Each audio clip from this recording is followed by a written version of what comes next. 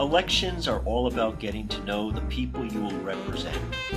My campaign has always been about motivated supporters and getting out there and doing a lot of shoe leather. So today, I walked around the district with my good friend and supporter, Armand Assante. We discussed issues and met fellow Washington Heights residents. Check it out. I want to ask you, we saw a man back there who's upset about unemployment in the country. Let me ask you, how do you feel? Well, here we are in June of 2010.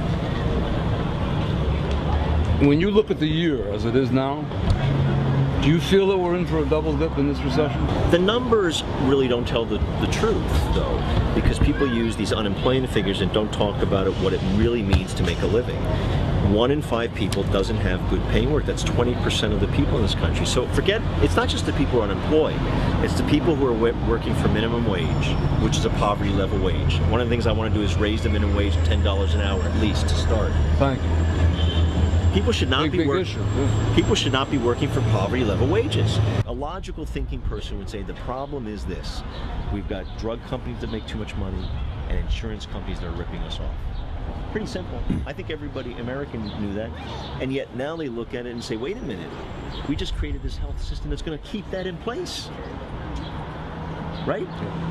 The drug companies are still going to be making huge profits, and we're forcing millions of people to buy health insurance and giving, therefore, billions of dollars of new profits to the very industry that created the crisis. Now, what sense does that make? You know, we've created this society where we've been sold this notion that every problem can be solved by the free market, that we've forgotten what government is about and how we build it with segment. I'll give you a good example.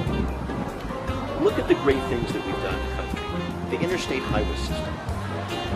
How was that done? It wasn't done by the free market. It was done because the government decided we needed to have a highway system. How did we put someone on the moon in 1969? It was because the government decided, we as a people decided we should go to the moon.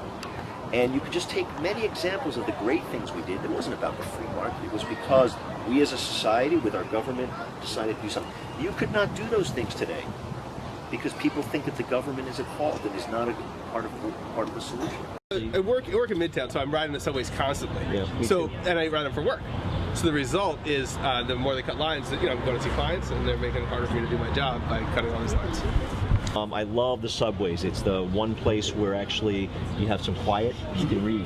The thing about this is about priorities. Now, here we are spending hundreds of billions of dollars on immoral wars like Iraq and Afghanistan. This isn't about whether we have enough money, it's about priorities. So the first thing I want to do is stop the Afghanistan war and start pouring money back into transportation, for example. You're a Democrat, you ran for the U.S. Senate on the Democratic ticket, and you're a vociferous critic of your own party.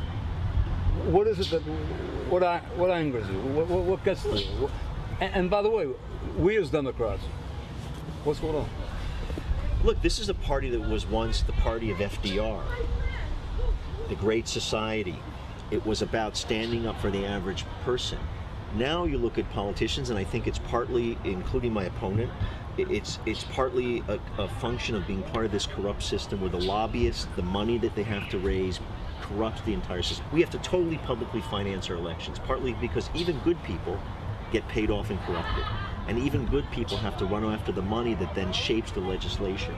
And that's what's happened to the Democratic Party. The Democratic Party is in, I think, the hands and controlled by too many corporate powers. Whether you're, wherever you came from, the notion of the American dream, that if you worked hard, you kept your nose clean, you went to work, you should get a decent day's pay, that's gone. And people feel really afraid, and they feel angry because I think that people basically feel patriotic, they love their country, and yet they see corporations taking over their country, having enormous power, pushing down wages, firing people, and then where's the politicians that are standing up for them? It's a dysfunctional political system. They think everybody's either on the take or they don't care, no matter what party.